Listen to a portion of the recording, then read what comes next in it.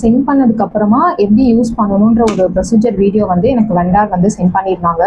அந்த வீடியோ பார்த்து தான் நானே வந்து எப்படி பண்ணணும் அப்படின்னு சொல்லிட்டு அதில் என்ன மென்ஷன் பண்ணியிருந்தாங்கன்னா, எனி குக்கிங் ஆயில் கூட யூஸ் பண்ணலாம். பட் வந்து கடுகு எண்ணெய் யூஸ் பண்ணால் ஒரு நல்ல ரிசல்ட் வரும். கடுகு எண்ணெய் யூஸ் பண்ணுறது நல்லது அப்படின்னு சொல்லிட்டு மென்ஷன் பண்ணியிருந்தாங்க. நானும் வந்து எனக்கு தெரியாது. அப்போ வந்து நான் 100 ஸ்டாம்ப் வந்து வெண்டார் கிட்ட இருந்து வாங்கியிருந்தேன். எனக்கு எவ்வளோ எவ்வளோ பிடிக்கும் அப்படின்றத எவ்வளோ என்ன இதுக்கு வந்து யூஸ் ஆகும் தேவைப்படும்ன்றத வந்து அவங்க பெருசாக வந்து மென்ஷன் பண்ணலை. ஸோ நானும் வந்து 1/2 லிட்டர் 110க்கு வாங்கிட்டு வந்தேன்.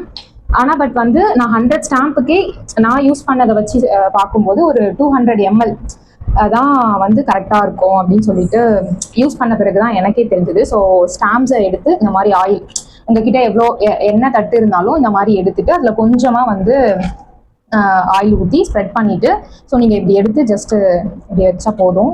ஸோ நம்மக்கிட்ட இருக்கிற ஸ்டாம்ப் எல்லாமே எடுத்துட்டு ஃபுல்லாக இப்படி வச்சுட்டு ஒரு 24 hours வந்து ஃபுல்லாக அது சோக் ஆகணும்.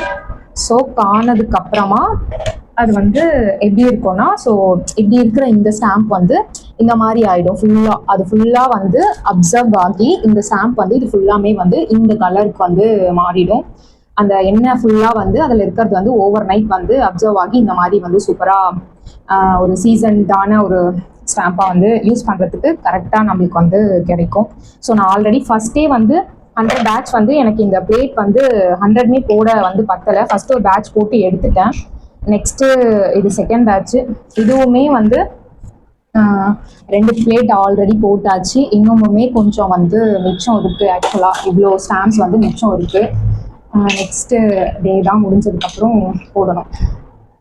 ஸோ இப்படி தான் வந்து ஹென்னா மெகந்தி ஸ்டாம்ப்ஸை வாங்கினதுக்கப்புறம் அதோட பிஃபோர் யூஸ் பண்ணுறதுக்கு முன்னாடி இந்த மாதிரி கடுகு எண்ணெயில் உங்ககிட்ட எவ்வளோ பெரிய பிளேட் இருக்கோ அந்த பிளேட்டில் எண்ணெய் ஊற்றிட்டு இந்த மாதிரி ஸ்டாம்ப்ஸ் எல்லாமே திருப்பி வச்சுட்டா ஒரு 24 hours சோக் ஆகி நல்லா வந்து யூஸ் பண்ணுறதுக்கு சீசன்டாக மாறிடும்.